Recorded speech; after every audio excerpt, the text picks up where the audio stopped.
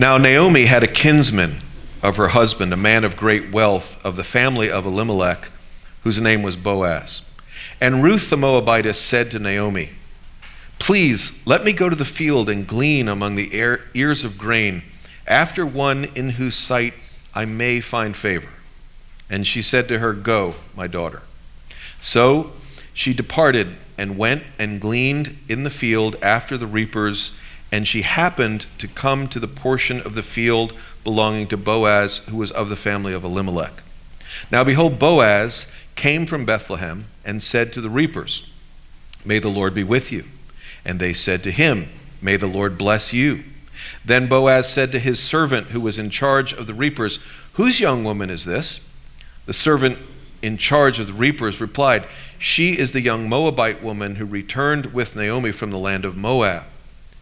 And she said, "Please let me glean and gather after the reapers among the sheaves." Thus she came and has remained from the morning until now. She has now been sitting in the house for a little while.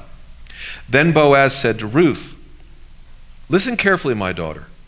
Do not go to glean in another field. Furthermore, do not go on from this one, but stay here with my maids.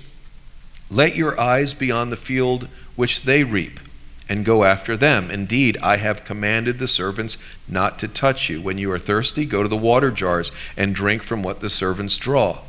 Then she fell on her face, bowing to the ground, and said to him, "Why have I found favor in your sight, that you should take notice of me, since I am a foreigner?"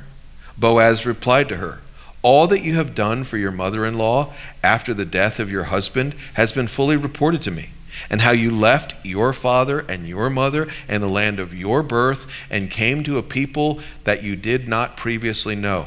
May the Lord reward your work, and your wages be full from the Lord, the God of Israel, under whose wings you have come to seek refuge." Then she said, "I have found favor in your sight, my Lord, for you have comforted me and indeed have spoken kindly to your maidservant, though I am not like one of your maidservants." At mealtime, Boaz said to her, "Come here, that you may eat of the bread and dip your piece of bread in the vinegar." And so she sat beside the reapers, and he served her roasted grain, and she ate and was satisfied and had some left. When she rose to glean, Boaz commanded his servants, saying, "Let her glean even among the sheaves, and do not insult her. Also, you shall purposely pull out for her some grain from the bundles, and leave it that she may glean, and do not rebuke her." So she gleaned in the field until evening. Then she beat out what she had gleaned, and it was about an ephah of barley. She took it up and went into the city, and her mother-in-law saw what she had gleaned. She also took it out and gave Naomi what she had left after she was satisfied at lunch. Her mother-in-law then said to her, "Where did you glean today, and where did you work? May he who took notice of you be blessed." So she told her mother-in-law with whom she had worked, and said, "The name of the man with whom I have worked today is Boaz." Naomi said to her daughter-in-law, "May he be blessed of the Lord, who has not withdrawn his kindness to the living and to the dead." Again Naomi said to her, "The man is our relative. He's one of our closest relatives." Then Ruth the Moabitess said, "Furthermore, he said to me, you should stay close to my servants until they have finished all my harvest." Naomi said to Ruth, her daughter-in-law, "It is good, my daughter, that you go out with his maids, so that others do not fall upon you in another field." And so she stayed close by the maids of Boaz in order to glean until the end of the barley harvest and the wheat harvest. And she lived with her mother-in-law. The word of the Lord. Last week we began our Advent series, and if you are a Christian and don't come from a tradition that celebrates Advent, or if not a Christian and want to know what that is, Advent is simply an old word for arrival or coming. And some Christian traditions celebrate a season of Advent. It's not really so much a Presbyterian thing, though we have celebrated it in this church as long as I've been here and further back than that. And we celebrate this season that sort of prepares us for the arrival of God in Jesus Christ, of course, which culminates at the celebration of Christmas. And this year, in order to help us in this season of preparation, we've turned our attention to the book of Ruth, which records events that took place, just to put it in context, about 1,000 years before the birth of Christ. And what happened is an Israelite family, a couple, along with their 2 sons, fell on economic difficulty. It says there was a famine in the land. And seeking economic opportunity, they left the confines of the Promised Land, crossed to the east side of the Jordan River, and settled among the people called the Moabites. And there, the 2 sons were married to Moabite women, and the husband, Naomi's husband, named Elimelech, died. And then her 2 sons, who had been married to the Moabite women, also died.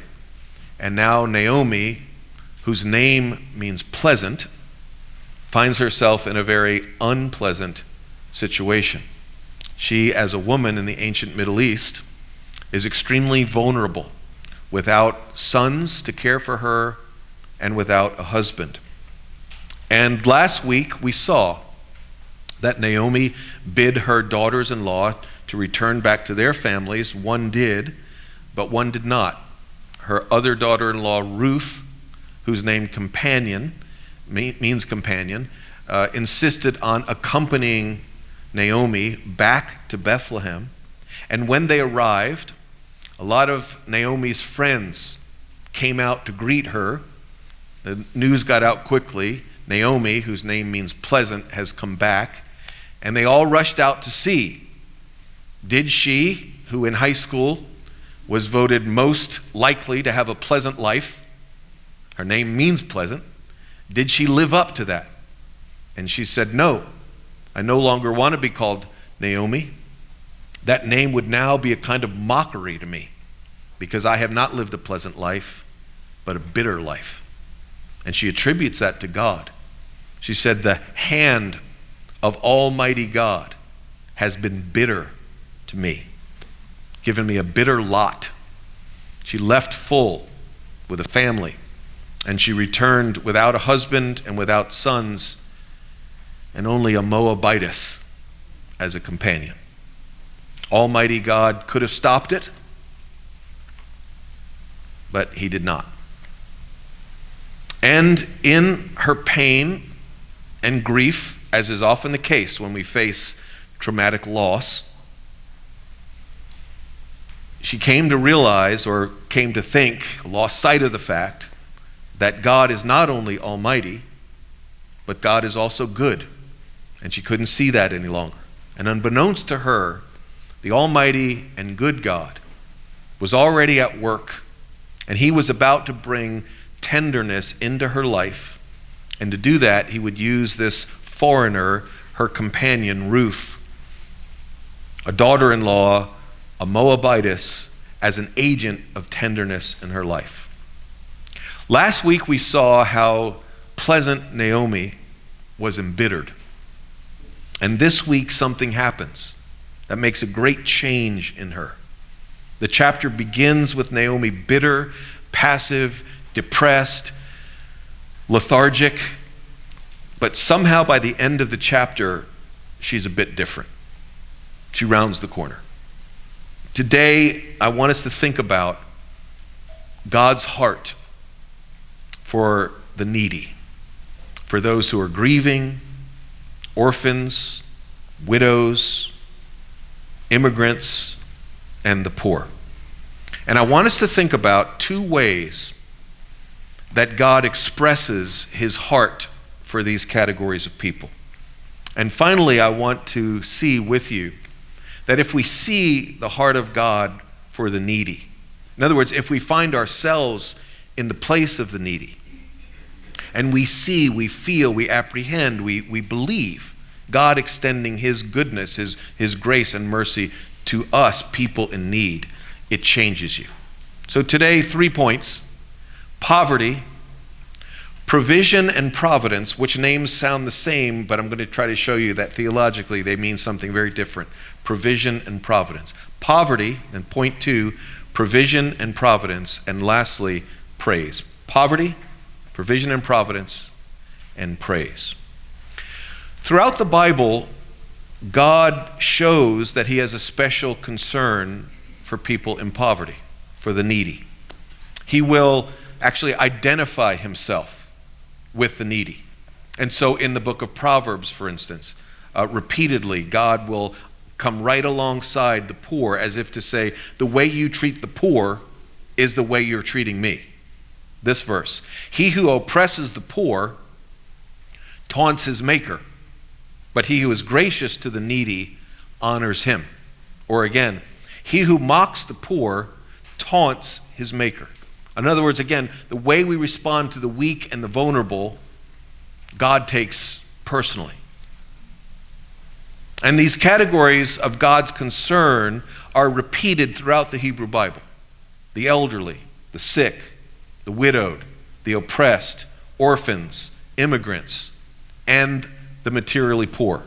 As someone has said, the least, the last, and the lost. God always shows special concern for them.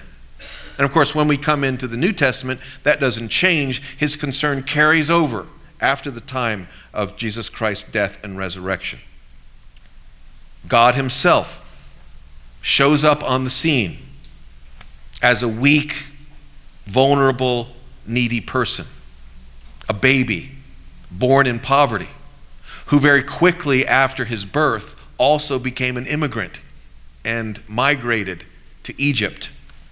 And the opening words of Jesus Christ's inaugural address, as he comes to announce not that he has entered the race as a candidate, but as Jesus Christ comes to say, I am the King of the kingdom, and these are my mandates. The first words out of his mouth in his inaugural speech, called the Sermon on the Mount in Matthew chapter 5, address God's heart for the needy. These are the first words out of Jesus Christ's mouth in that inaugural speech. Blessed are the poor in spirit, for theirs is the kingdom of heaven. And as you Bible readers know, Jesus Christ's teachings were often repeated in slightly different variations. So when Luke comes to record this particular teaching of Jesus, he records the words as this: blessed are the poor, not the poor in spirit, just blessed are the poor, for theirs is the kingdom of heaven. And not only at the start of Jesus Christ's ministry, his inaugural address, but in one of his final addresses, at the other end of Matthew chapter 25, the very famous parable of the sheep and the goats, Jesus once again returns to the idea of God's care for the impoverished when he says these very famous words, to the extent that you did not do it to the least of one of these, you did not do it to me. That's how closely he identifies with the impoverished. So from start to finish, in his words and in his deeds, Jesus Christ expresses the heart of God for the needy. It's repeated in the church right after the resurrection. In Acts chapter 6, you know what was happening, right? Everyone was gathering together. 3,000 souls were immediately added to the church, believed that Jesus Christ was indeed the Messiah. Different ethnicities come into the life of the church. And it comes to happen that a particular ethnic minority within the church, the Greek-speaking widows, are overlooked in the daily distribution of food. The needy are not being cared for. And the apostles don't say, well, it doesn't really matter as long as we get our doctrine right. Everything grinds to a halt. We have to speak good news both in our words and in our deeds. And so they appoint 7 men, all of the minority class, immigrants, to care for the poor in their midst, the widows who are being overlooked. And with all that in mind, now come Naomi and Ruth out of pagan Moab and back into Bethlehem, the house of bread, back into the promised land, the land that God has staked a claim on for his own mission. They are both widows. They are both poor. When it comes to Ruth, she hits the trifecta: widow, poor, and immigrant. And what will they find when they come into God's country? Will they find an expression of God's heart for these classes of people, the least, the lost, and the last? And it turns out, while all of Israel is freaking out, and every man is doing what's right in his own eyes, but in Bethlehem, there is at least one man who is living in covenant with God, a man named Boaz. And he will be used by God to express God's heart of concern and demonstrate his heart of concern for the needy in two ways, which I've already given you: provision and providence. That's our second point. Now, I know we often use these words, provision and providence, as identical words, but I want to tell you, not just as a theological nitpicky thing, but they're really different meaning words. I know the word providence has the word provide in it, but it's not exactly what it means. It means control. The providence of God is his secret control of all things. The work of God, the holy, wise, and powerful actions of God to preserve and govern all of his creatures and all of their actions. Quoted that right out of the Westminster Catechism, baby. God's holy, wise, and powerful work to preserve and govern all of his creatures and all of their actions. That's what providence is. I know sometimes I might say to a person, hey, I notice you're not driving that old jalopy that used to break down all the time, but you got a new car. And you say, yeah, God provided. It's the providence of God. It's not exactly the right way to use that word. Again, it's not the providing of God. The providence of God is his controlling all of his creatures and all of their actions for his wise, powerful, and holy ends. We'll get to providence in a moment, but I just wanted to clarify that: provision and providence. There are specific provisions in God's law for Israel that would express in a very tangible, earthy way God's heart for the needy and the weak. You know, this whole book of Ruth is a very earthy book. It starts off with harvest. And in the Jewish liturgical year, it's the book of Ruth that is highlighted during the Feast of Pentecost. And the Feast of Pentecost in the Jewish mindset celebrates two activities of God. The first is the giving of the law, and the second is harvest. And you see it both in this book. It's about harvest. Literally, the barley harvest is starting. And it's about a man who dared to implement the law of God, expressing God's heart for the needy. So you can see how they both converge in this particular book. This book is very earthy. It's agrarian. It's an organic kind of story. It's so much about food, about gleaning grain and beating out the grain to eat it. It's about food production. It's about farming. It's about work. It's about sweat, hunger, harvest. And it points out that God is not going to leave his great heart for the needy. He's not content to just have it expressed in platitudes and ideals. No. Instead, he will give his people very earthy, practical ways for caring for folks in these categories. And so, for instance, in Leviticus and Deuteronomy, God will require harvesters not to harvest to the very edges of their fields, but to leave the entire fringe of the field or the orchard or the vineyard unharvested so that the poor can provide for themselves. That's what we're reading about here. If you didn't know that about the law, this book of Ruth really wouldn't make sense to you. Ruth must have heard from her mother-in-law, hey, when we get back to Bethlehem, if there's anyone still paying attention to the law, and when we left, daughter-in-law, sadly, there was no one really paying attention to the law. But I hope that when we get back, some people are paying attention to the law, and we might find some orchards, some vineyards, some fields where people obeying the law do not harvest to the fringe, and we might be able to provide for ourselves in Bethlehem, the house of bread.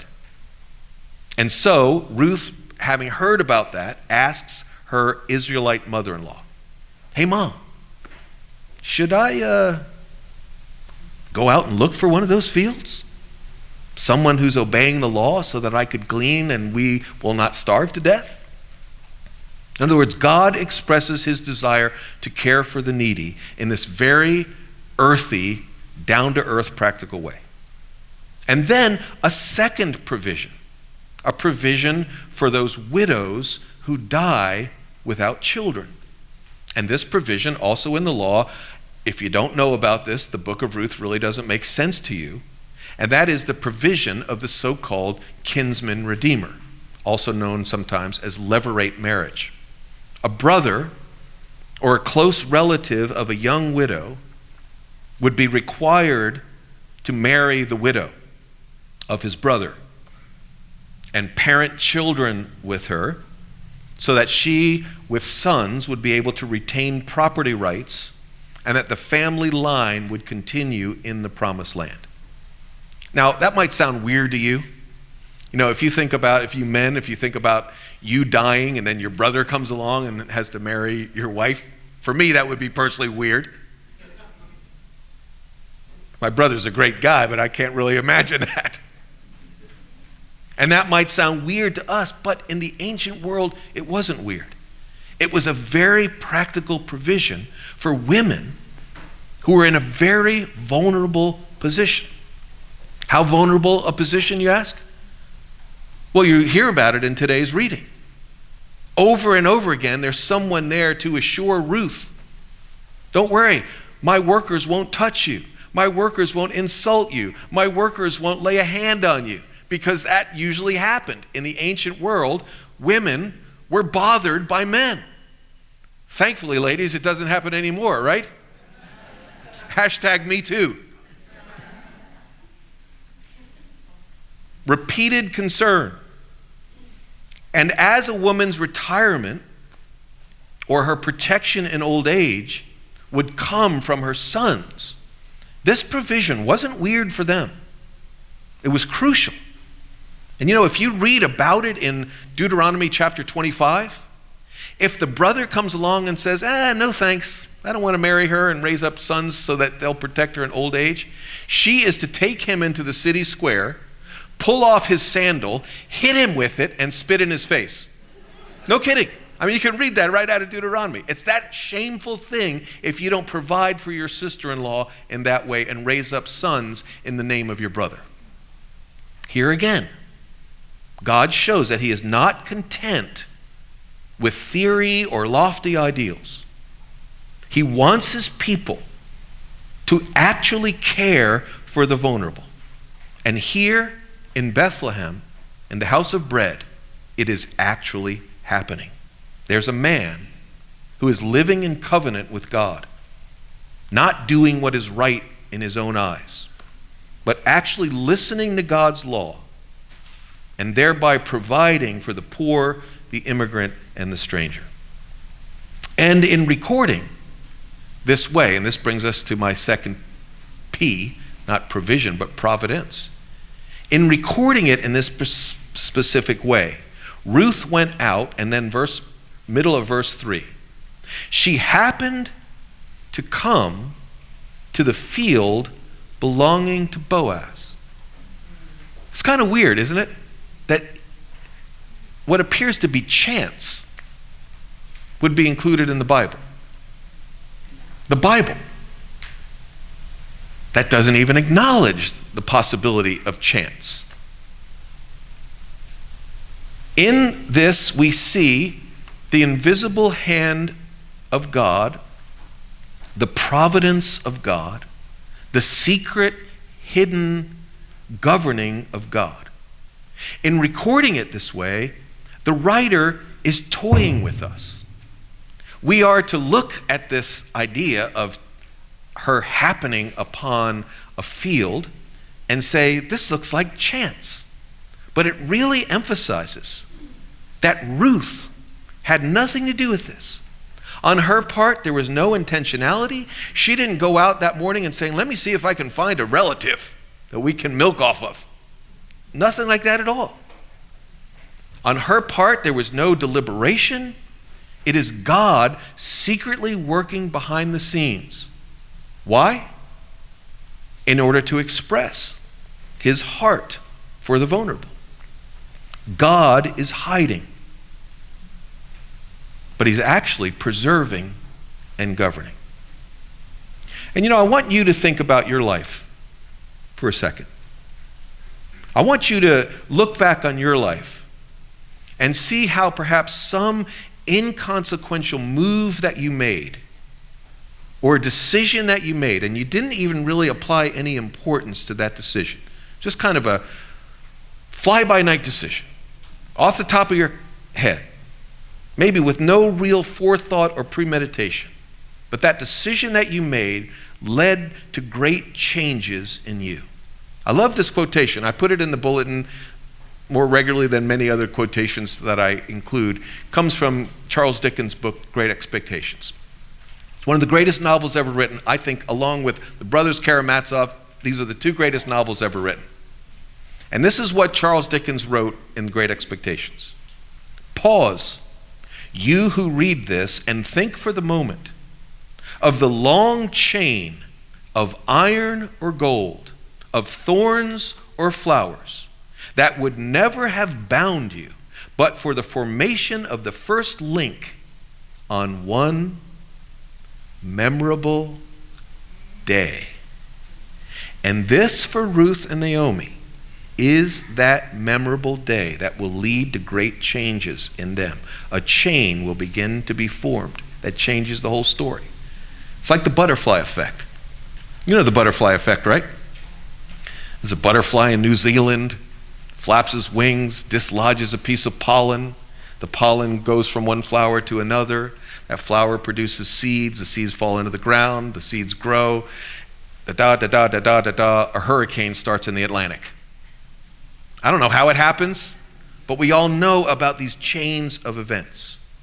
Sometimes in your own life, it could be as simple as a decision to stop at a yellow light instead of going through it, which I never do. Always go through the yellow. But even that kind of decision can have monumental consequences about which you are completely unconscious. I think about my own life.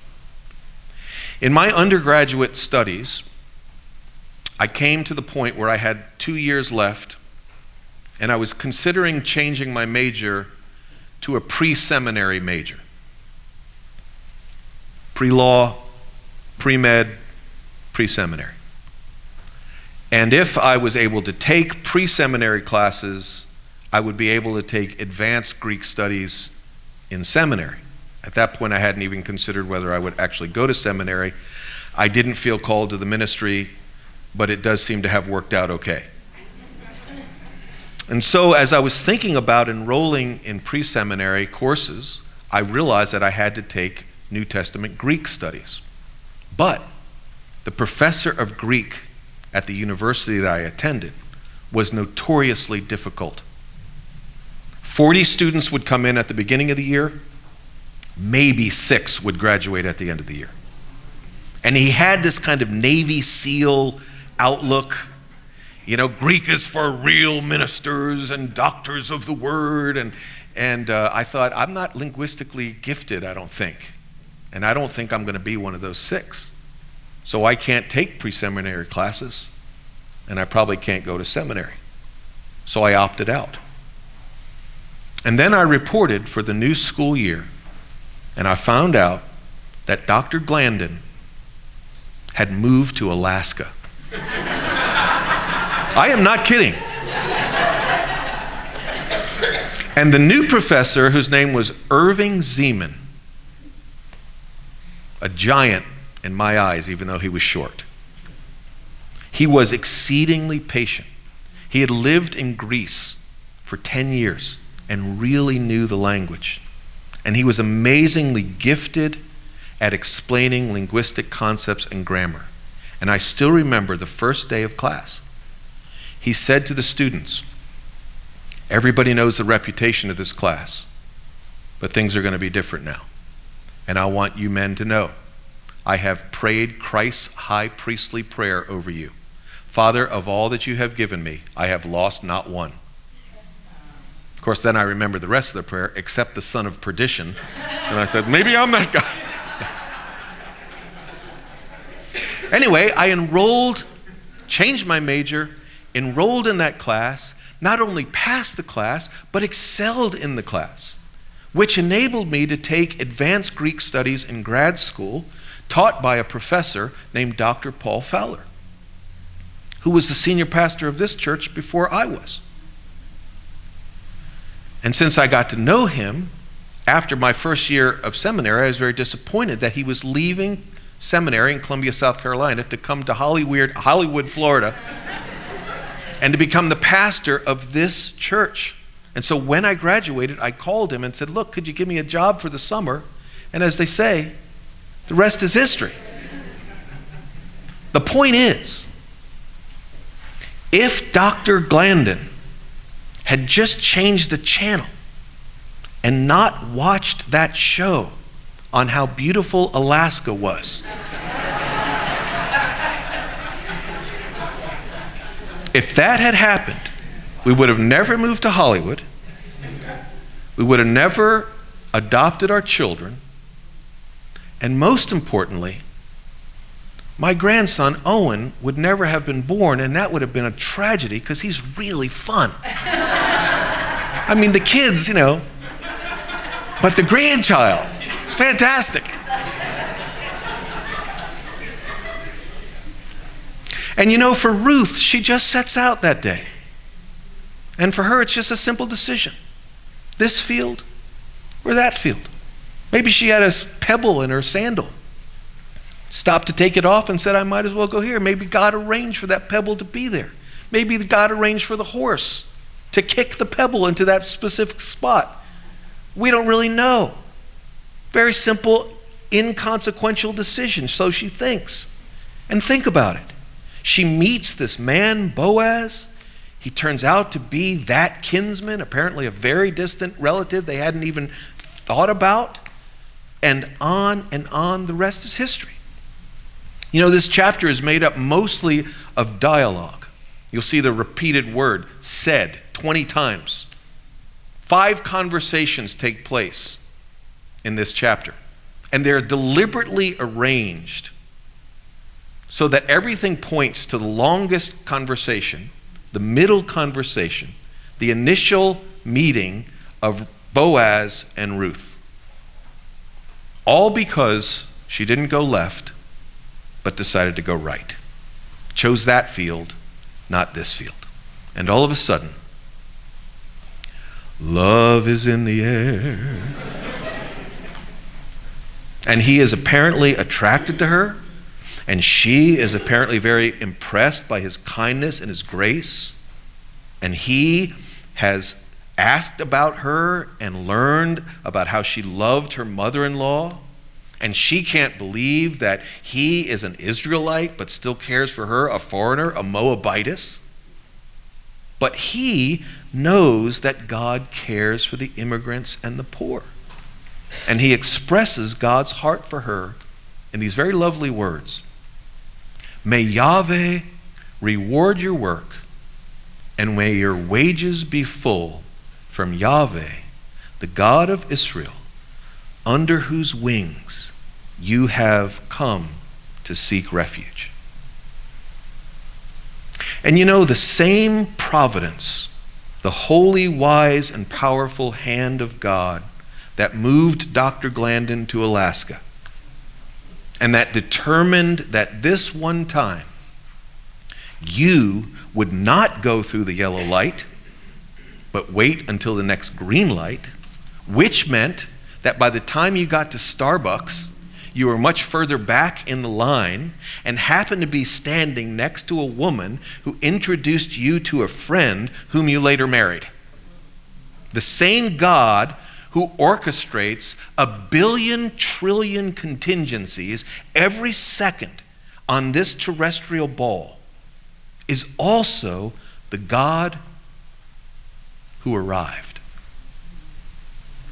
He made his advent in Jesus Christ at what Paul calls the fullness of time, when all those trillions of contingencies lined up perfectly.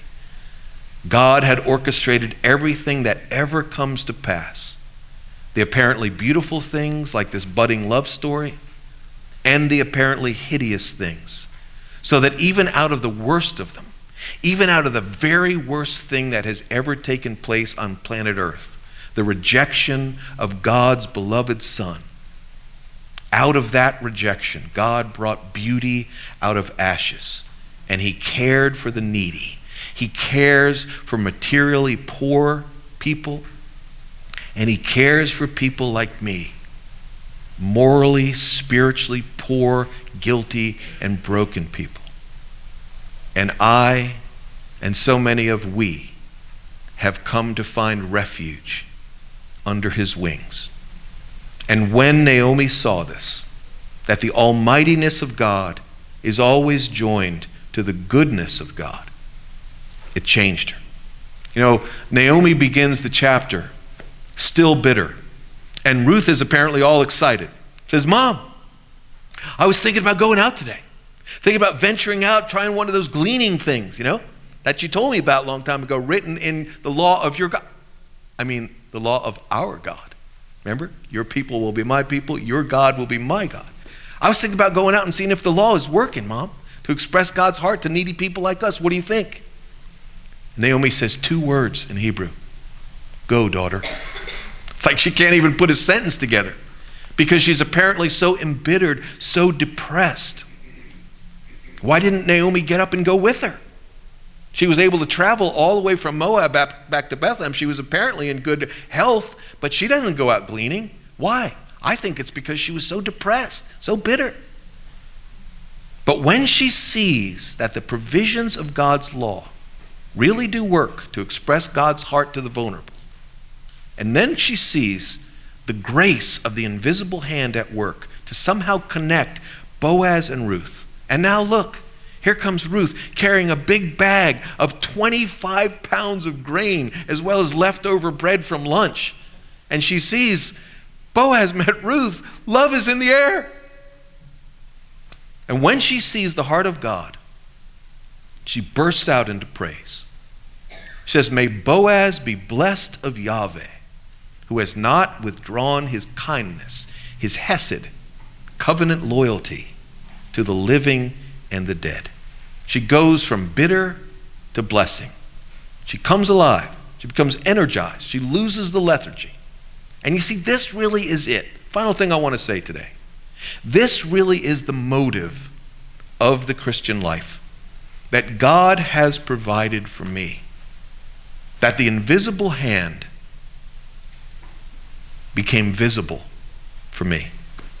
God came out of hiding. God arrived on planet Earth. There was an advent. There was an arrival. And that hand that rules and governs all things became the hand of a baby.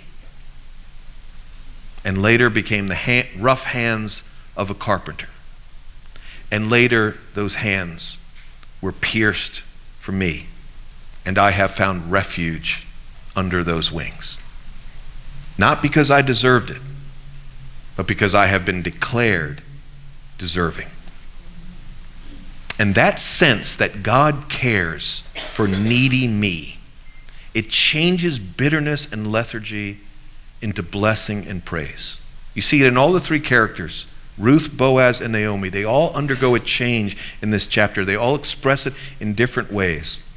How they have encountered the goodness of God, and it changes them, and it fills their mouth with praise. Let's pray together. Father in heaven, we thank you for the almightiness of God, the God who is able to govern all the billions and trillions of contingencies in order to work out your divine will, and the God who is good and demonstrates tenderness, who begets love for us in the person of Jesus Christ. May we be enthralled by him and the story of his coming, and may we find refuge in the shadow of his wings. We ask this in Jesus' name. Amen.